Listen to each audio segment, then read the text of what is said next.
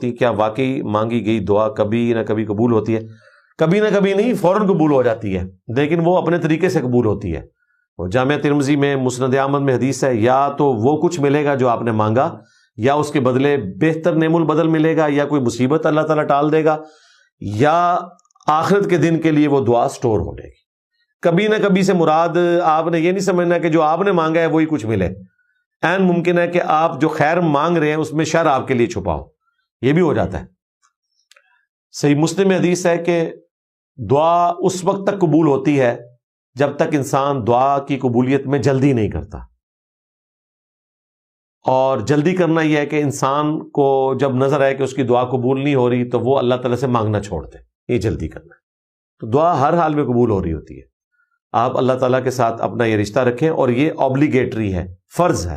دعا مانگنا آپشنل نہیں ہے کہ مانگ لی تو خیر، نہ مانگا تو کوئی مسئلہ نہیں ہے۔ قرآن میں حکم ہے، اور اللہ تعالیٰ نے وعید نازل فرمائی ہے، ادعونی استجب لکم، اے میرے بندو مجھ سے مانگو میں قبول کروں گا۔ ان الذین یستکبرون عن عبادتی، جو تکبر کریں گے اور مجھ سے دعا نہیں کریں گے، ایسے لوگوں کو میں ذلیل و خوار کر کے جہنم میں پھینکوں گا۔